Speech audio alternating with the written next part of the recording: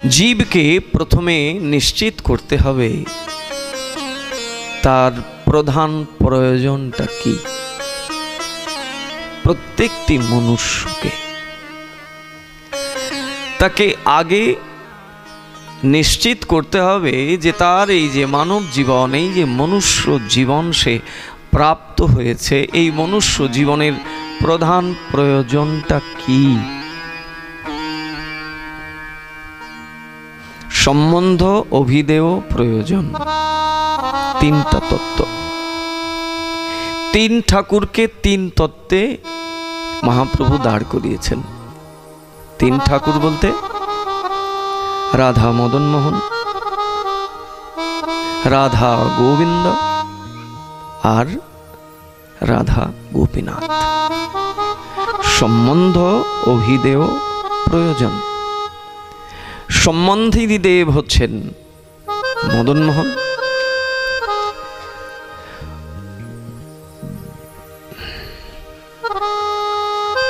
তারপরে রাধা গোবিন্দ দেব, আর প্রয়োজনাদি দেব হচ্ছেন রাধা গোপীনাথ।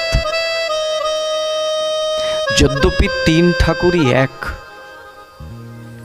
ভগবানের অনন্ত নাম, শ্যাম সুন্দর গোকুলানন্দ রাধারমন, বাঁকে বিহারী, কুঞ্জ বিহারী, গোবিন্দ, গোপীনাথ, দামোদর, কত কত তার নাম। যদ্যপি তিন ঠাকুরই এক, কিন্তু মহাপ্রভু এখানে স্তর বিন্যাস করলেন। সম্বন্ধ, অভিধেয়, প্রয়োজন। জীবের প্রথমে সম্বন্ধ তৈরি করতে হবে। সম্বন্ধ যদি তৈরি না হয় তাহলে সেখানে ভালোবাসা স্থাপন হয় না।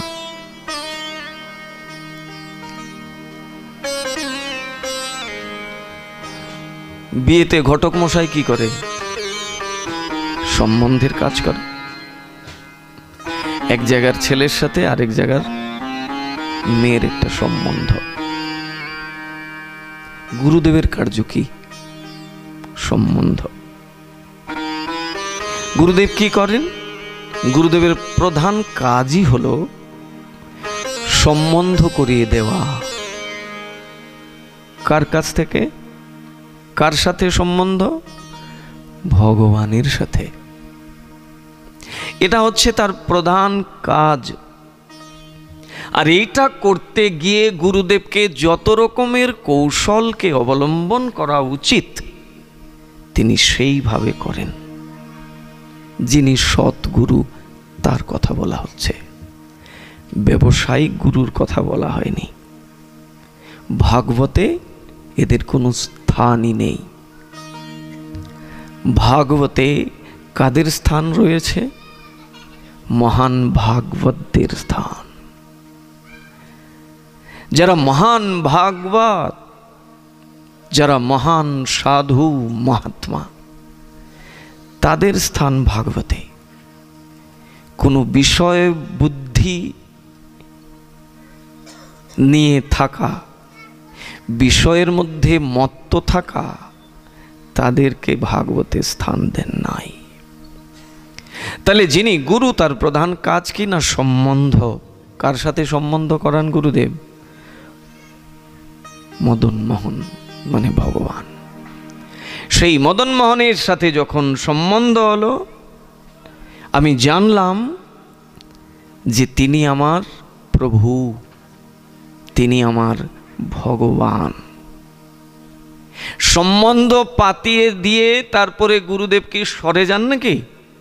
না, প্রথমে সম্বন্ধ পাতান, তারপরে সেই সম্বন্ধী দেবের সাথে তাকে সেবায় সংযুক্ত করেন। সেবা, যার নাম সাধনা, যার নাম তপস্যা। এই জগতে প্রত্যেকের দুইটি বৃত্তি আছে।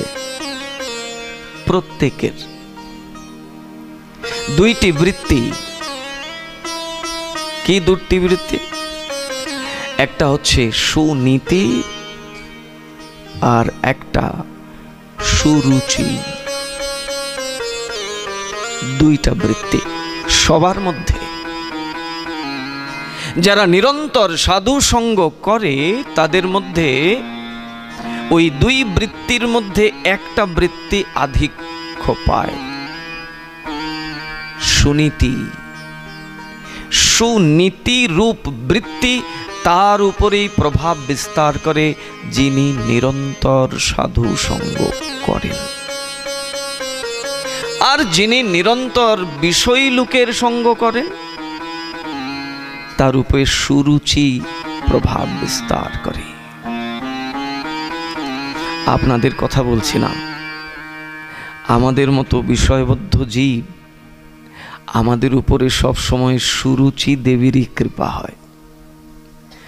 যেদিকে আমাদের রুচি, আমাদের মন আমাদের সেই দিকে নিয়ে যায়।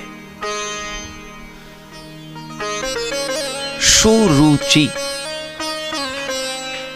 সুরুচি এবং সুনীতি, আমরা এই আলোকেই আজকের কথাকে এগিয়ে নিয়ে যাওয়ার প্রয়াস করব।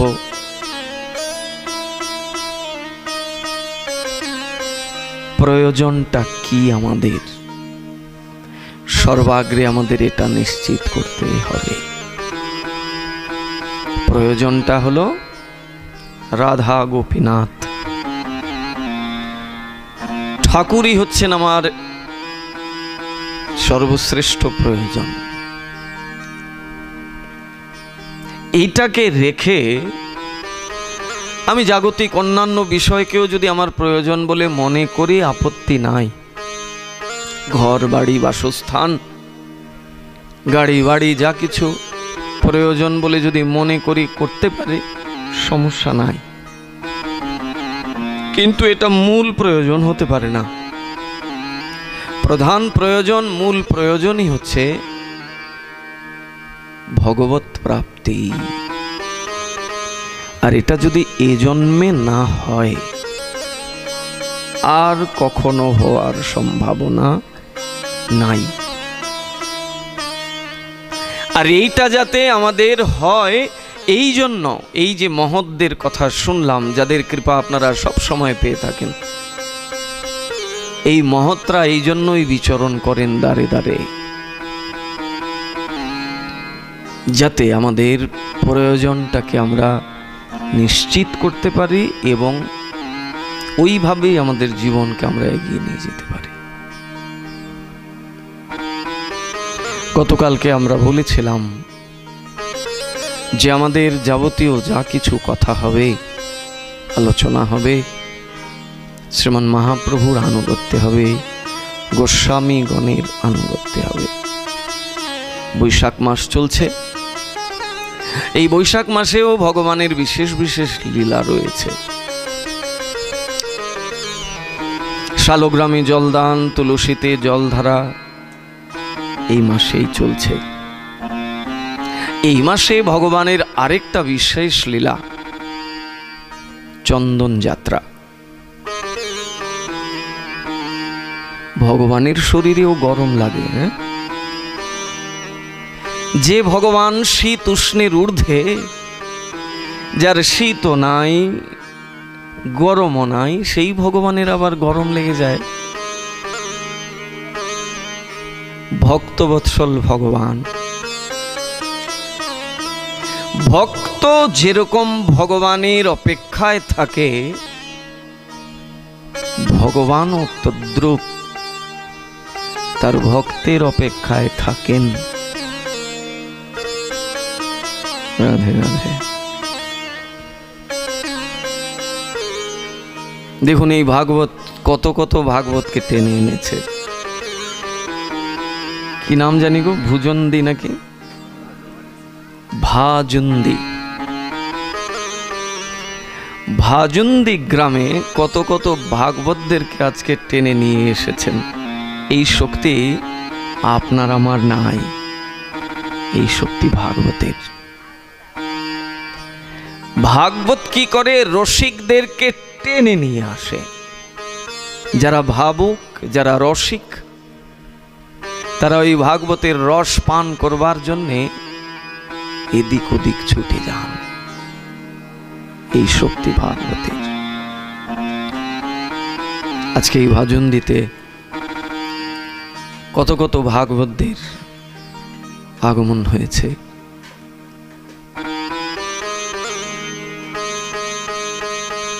শ্রী ভগবানের চন্দন যাত্রা, সেই প্রসঙ্গেও আজকে আমরা আস্বাদন করব। জীবের দুটি বৃত্তি নিয়ে আমরা বলছিলাম।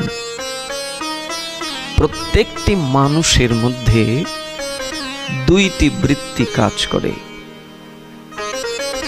একটা সুনীতির বৃত্তি আর একটা সুরুচিরূপ বৃত্তি।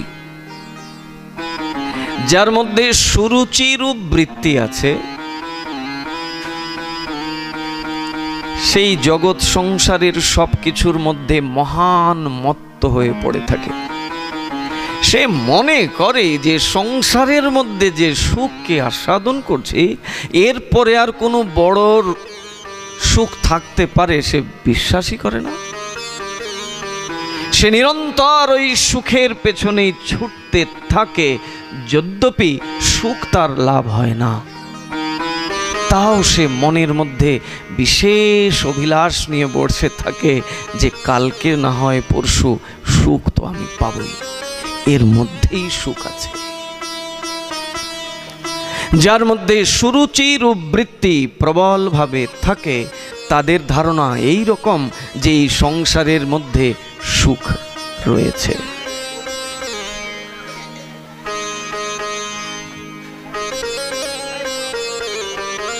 গোপীনাথ বাবা আজকে থাকলে না, আপনাদের আজকে খবর ছিল। এত চাচা ছোলা একদম ছুলিয়ে দিতেন আপনাদেরকে।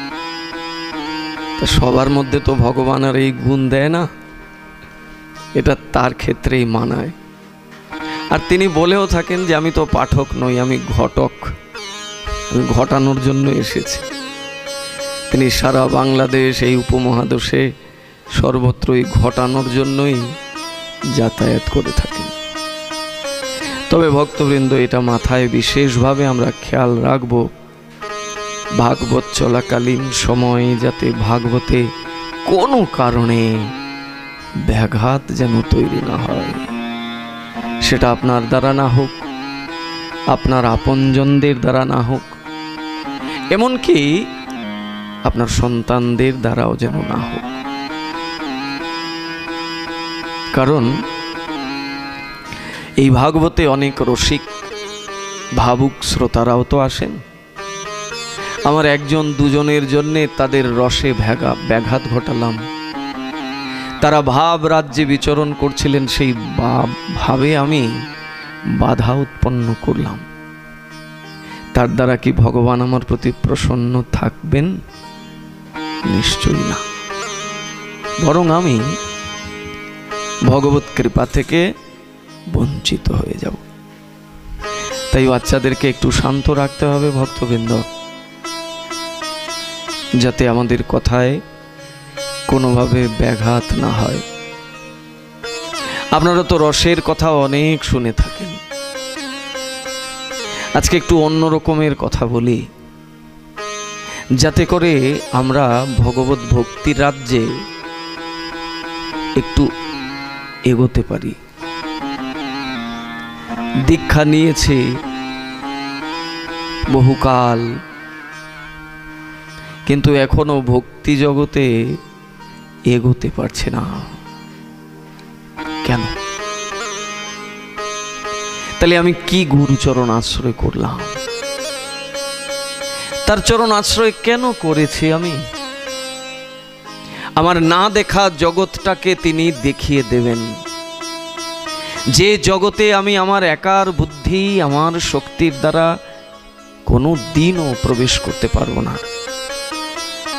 সেই জায়গায় তিনি আমাকে নিয়ে যাবেন, এর জন্যই তো তার চরণ আশ্রয় করেছে।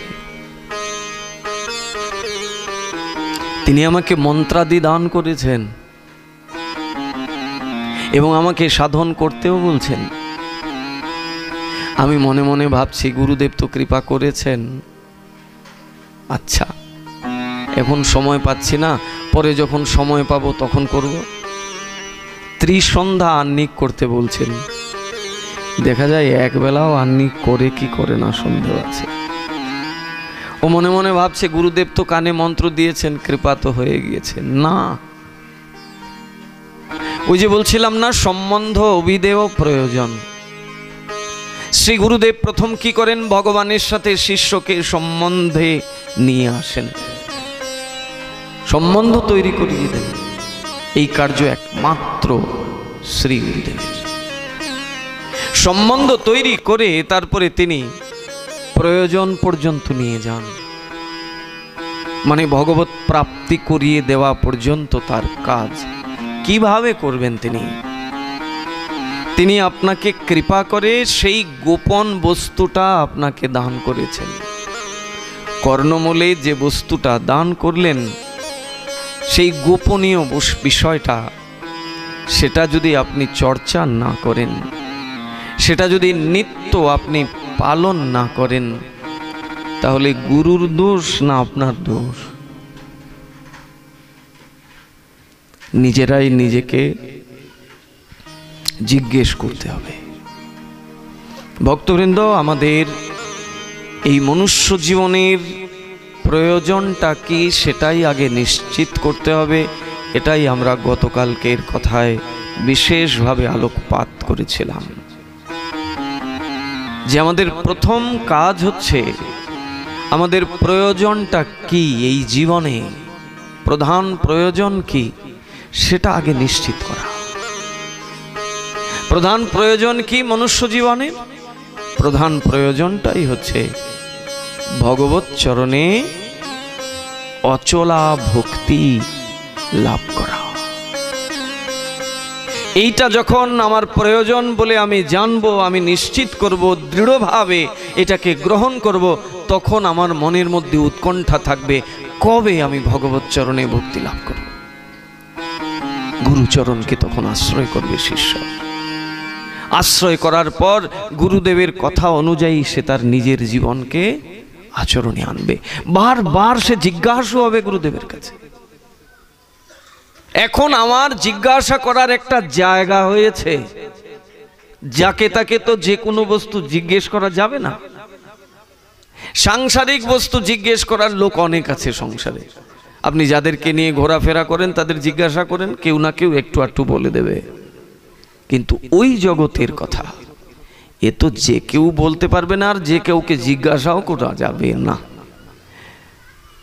তা আমি জিজ্ঞাসু হয়েছি, গুরুদেবের কাছে দীক্ষা নিয়েছি, আশ্রিত হয়েছি, মানে জিজ্ঞাসা করার আমার একটা জায়গা হয়েছে। যেখানে আগ্রহ সেখানেই বিগ্রহ।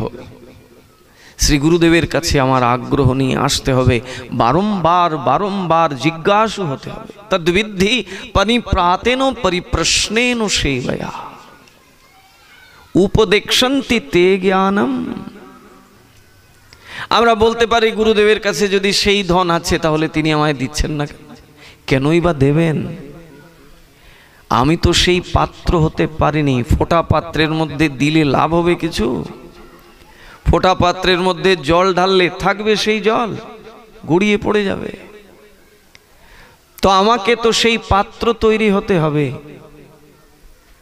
তবে না তিনি সেটা দান করবেন। আর এই পাত্র কখন হব আমরা? যখন বেশি বেশি তার কাছে জিজ্ঞাসু হব, সাধনার জন্যে, তপস্যার জন্যে, ভজনের জন্যে আমার কি কি করতে হবে বারবার যখন জিজ্ঞাসু হব, তখন ধীরে ধীরে ধীরে ধীরে তিনি একের পর এক আমাকে কৃপা করে যাবেন। আমরা মনে করি যে ওই কানে একটা ফু দিয়েছেন মানে সব হয়ে গিয়েছে, কিচ্ছু হয়নি। আমাদের এইভাবেই ভক্তি জীবনে অগ্রসর হতে হবে। ভাগবতটাকে প্রধান হিসাবে রাখতে হবে, শ্রবণাক্ষ ভক্তিটাকে সাধু সঙ্গের দ্বারা শ্রবণে খুব বেশি রুচি রাখতে হবে, এবং যেটা শ্রবণ করব সেটা নিজের জীবনে আচরণে আনার চেষ্টা করব। সুরুচি, জিভায় যেটা ভালো লাগে সেটাই আমার কাছে ভালো মনে হয়। সেখানে যদি কেউ নীতিবাক্য বলে ভালো লাগে না, বরং বিরোধ করি, কারণ জিভায় তো ভালো লাগে অন্য জিনিস। জিহ্বার মধ্যে তো জন্মের পর থেকে যেটা ভালো লেগে বসে আছে, এর বিরুদ্ধে যদি কেউ বলে তখন তার সঙ্গও করব না, আর তার বিরুদ্ধে দু চার কথাও শুনিয়ে দেব। জীবের মধ্যে দুটি বৃত্তি, সুরুচি আর সুনীতি। সুনীতির পুত্র ধ্রুব।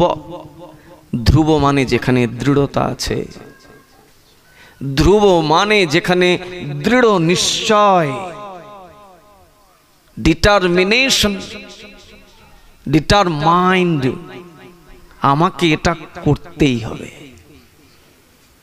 সুনীতি যার মধ্যে আছে তার মধ্যে ওই ধ্রুবত্ব আসে। মানে কি? তার মধ্যে এটা নিশ্চিত হয়, তার মধ্যে এই ভাবনাতে চলে আসে যে আমাকে ভগবত চরণে পৌঁছতেই হবে, এটাই আমার প্রয়োজন, আমাকে ওই জায়গায় যেতেই হবে। আর ওই জায়গায় যেতে গেলে কিভাবে যাওয়া যাবে? শ্রী গুরু কৃপা, সাধু কৃপার দ্বারা, অন্য কোনো উপায় নাই। সুনীতি যার মধ্যে আছে তার মধ্যে ধ্রুবত্ব আসে। রাধে রাধে। ঘুম পাড়ানি মাসি পিসি আর সব ঘুম পাড়ানির লোকগুলো সামনে এসে বসে। গোপীনাথ বাবা কি বলেন জানি, তুলসী পাতার গল্প। রাধে রাধে।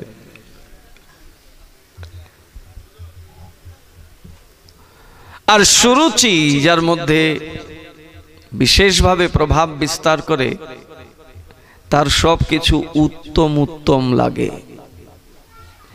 জিহ্বা যার নিয়ন্ত্রণে নাই, তার এই সংসারের প্রত্যেকটা বস্তু খুব উত্তম বলে মনে হয়। ভাগবতে রাজা উত্থানপাতকে আমরা দেখি। শ্রীমদ্ ভাগবতে রাজা উত্থানপাতকে আমরা দেখি। সেই উত্থানপাতের দুই স্ত্রী, একজনের নাম সুনীতি আর একজনের নাম সুরুচি। সুরুচি যার মধ্যে বিশেষভাবে প্রাধান্য পায়, তার এই সংসারের বস্তুই উত্তম বলে মনে হয়। আর যার মধ্যে সুনীতি প্রভাব বিস্তার করে, সংসার তার কাছে বিষ্টার মতো মনে হয়। বলি মহারাজ এটা কি বললেন? এত সুন্দর পৃথিবী, এত সুন্দর সংসারের এটা বিষ্টা? হয়তোবা তাই। বিষ্টা বলেই বোধহয় ওই রূপ সনাতন রঘুনাথকে কোনো কিছু দিয়ে সংসারে বেঁধে রাখা যায়নি।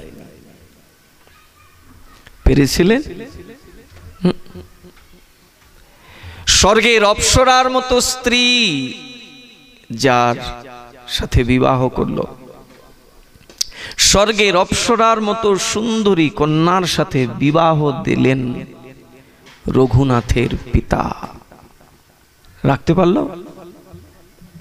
বিবাহ যেদিন হলো ওই রাতেই পালিয়ে চলে গেল। তা সংসারটা যদি তার কাছে উত্তম বলে মনে হতো, সংসারের প্রতি যদি তার সুরুচি থাকতো, তাহলে সংসার তাকে বেঁধে রাখতে পারত। কিন্তু না, রূপ রঘুনাথের মধ্যে সুনীতি ছিল প্রবল, সুরুচির লেশ মাত্র ছিল না।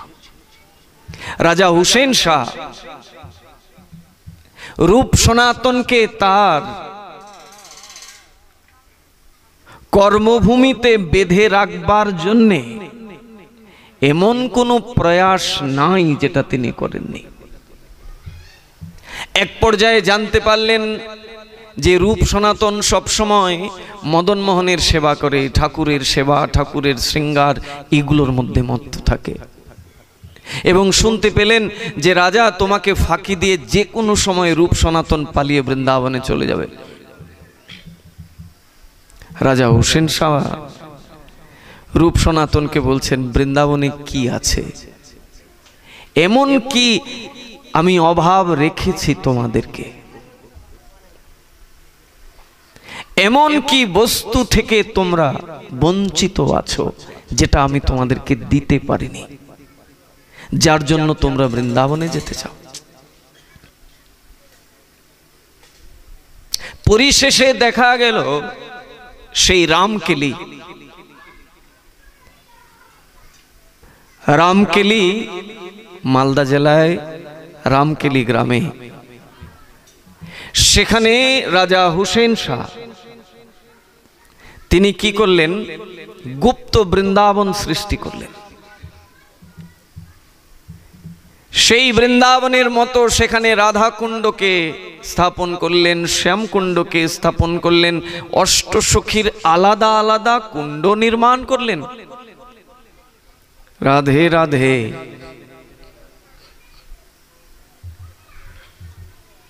আমরা সুনীতি আর সুরুচির কথা শুনছি, এই বিষয়টাকে বোঝানোর জন্যে বিভিন্ন দিক দিয়ে কথা বিস্তারিত হবে, তাই একটু অমনোযোগী হলে খেই হারিয়ে ফেলবো, বুঝতেই পারবো না কোথ থেকে কি হচ্ছে, আর ঘুম পাড়ানি মাসি পিসি এসে আমার ঘাড়ে বসবে।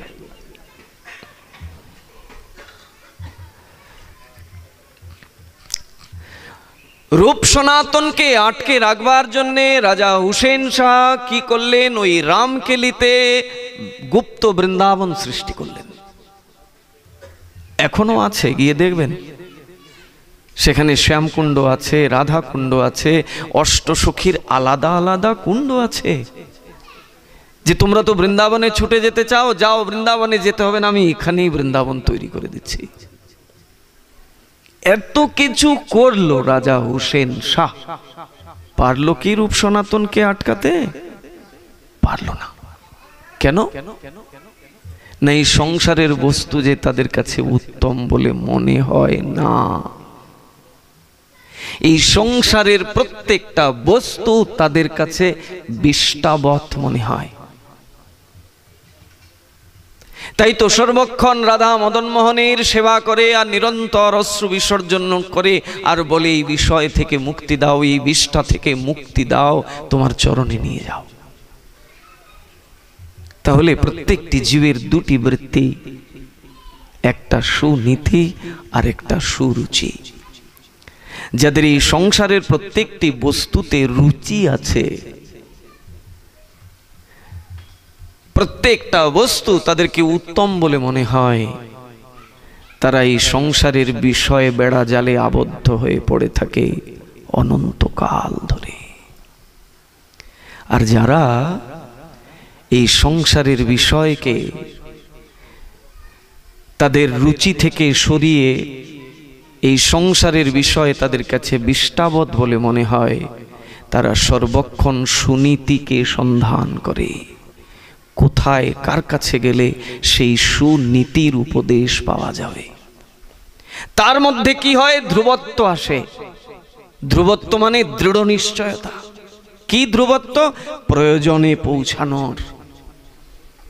আমাদের কালকের আলোচ্য বিষয়টা এটাই ছিল যে প্রত্যেকটা মানুষকে আগে নিশ্চিত করতে হবে তার নিড, তার প্রয়োজনটা কি। তার প্রয়োজন কি? সংসারের বিষয় ভোগ করা নাকি ভগবত প্রাপ্তি? তাহলে জীবের মধ্যে দুটি বৃত্তি কাজ করে, একটা সুনীতি আর একটা সুরুচি। রাজা উত্থানপাতের দুইটা স্ত্রী, এক স্ত্রী, বড় স্ত্রীর নাম সুনীতি আর ছোট স্ত্রীর নাম সুরুচি। সুনীতির গর্ভজাত সন্তানের নাম ধ্রুব আর সুরুচির গর্ভজাত সন্তানের নাম উত্তম। রাজা উত্থানপাত যখন দ্বিতীয় বিবাহ করলেন, প্রথম স্ত্রী থাকা সত্ত্বেও পুনর্বার যখন দ্বিতীয় বিবাহ করলেন সুরুচি রূপী সুন্দরী কন্যাকে, এখন সুনীতিকে আর ভালো লাগে না। ধীরে ধীরে সুনীতি তার কাছে দাসীর মতো হয়ে গেল। দাসী যেরকম মালিকের শুধু কাজ করে বেড়ায়, ওই সুনীতি মানে বড় বউ প্রথম স্ত্রী দাসীর মতো হয়ে গেলেন। এখন সুরুচি ছাড়া তার আর চলে না। সেই সুরুচি থেকে পুত্র প্রাপ্ত হলেন, তার নাম উত্তম।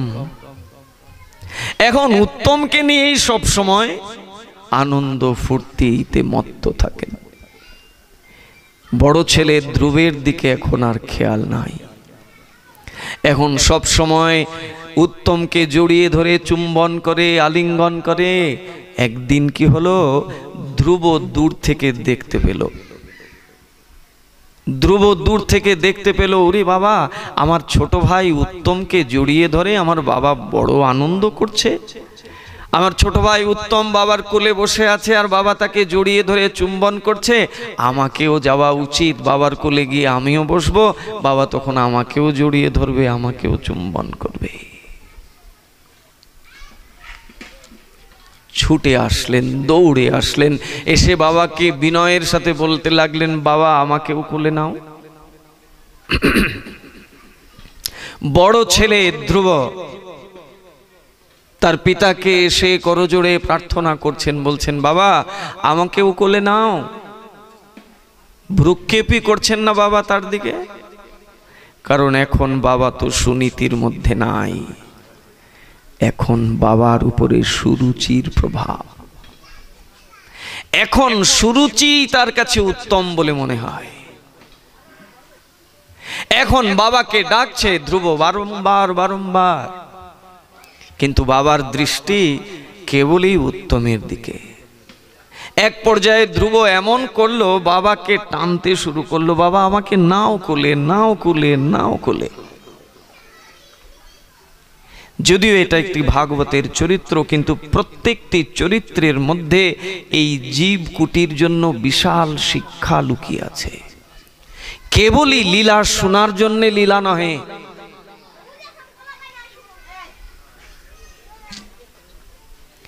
কেবলই ভাগবতের চরিত্র শুনবার জন্যেই ভাগবত শোনা নহে। এখান থেকে আমার জীবনে কি শিক্ষা রয়েছে, আমার কি করা উচিত, আমি এখান থেকে কি সংগ্রহ করে নিয়ে যাব, সেই দিকে বিশেষভাবে লক্ষ্য রাখতে হবে। ধ্রুব এবার বাবার ধুতি ধরে টানতে শুরু করলো। বাচ্চা ছেলে, তার তো এমনিতেই অভিমান হচ্ছে যে বাবা শুধু ভাইকে নিয়ে আনন্দ করছে, ভাইকেই আলিঙ্গন দিচ্ছে, চুম্বন দিচ্ছে, আমি তার থেকে বঞ্চিত। ডাকছে বাবাকে, অথচ বাবা পাত্তাই দিচ্ছে না। এখন ধুতির আঁচল ধরে টানতে শুরু করেছে। এখন ধুতির আঁচল ধরে যখন টানতে শুরু করেছে, এখন আর বাবা কি করবেন, ভাবলেন আচ্ছা নিয়েই নেই। কিন্তু নিয়ে যে নেব, ওদিক থেকে যদি সুরুচি দেখতে পায়, যদি উত্তমের মা সুরুচি দেখতে পায়, তাহলে তো আমার কপালে দুঃখ আছে। বলবে তোমার এত বড় সাহস, আমার উত্তমের আদরকে তুমি ভাগাভাগি করে দিলে। এই জন্য রাজা উত্থানপাত এদিক ওদিক ভালো করে তাকাচ্ছেন, কোথাও সুরুচিকে দেখা যায় কিনা। তিনি সুরুচিকে দেখতে পাননি, কিন্তু সুরুচি রাজাকে ঠিকই দেখেছে। কারণ সুরুচি সব সময় তার মনে একটাই জ্বালা, যে রাজ সিংহাসন যেন কোনোভাবে আমার পুত্রের হাত ছাড়া না হয়। এই রাজ সিংহাসন যেন রাজার পরে আমার পুত্রই বসতে পারে, এইখানে যেন ধ্রুব কোনোভাবে বসতে না পারে। সুরুচি সব সময় তার নজর ওই দিকেই থাকতো। ধ্রুবের প্রতি তার সব সময় নজর, ধ্রুব যাতে কোনোভাবে রাজার সাথে অন্তরঙ্গ তৈরি করতে না পারে, আন্তরিকতা যেন না হয়। তো রাজা এদিক ওদিক তাকাচ্ছেন যে সুরুচিকে দেখা যায় কি যায় না। আমি যে কোলে নেব ধ্রুবকে, নিয়ে যদি শেষে হিতে বিপরীত হয়। এদিক ওদিক তাকাচ্ছেন, যখন দেখলেন সুরুচিকে দেখা যাচ্ছে না, তখন ধ্রুবকে কোলে নিলেন। আর যেই কোলে নিলেন, সঙ্গে সঙ্গে সেখানে সমস্ত সুখ নিমেষে উধাও হয়ে গেল, আর চরম এক দুঃখ নেমে আসলো। আমরা এই জায়গাতেই বন্ধ রেখে প্রসঙ্গটাকে অন্যদিকে নিয়ে যাচ্ছি, ফিরে আসবো আবার ওই জায়গাতেই।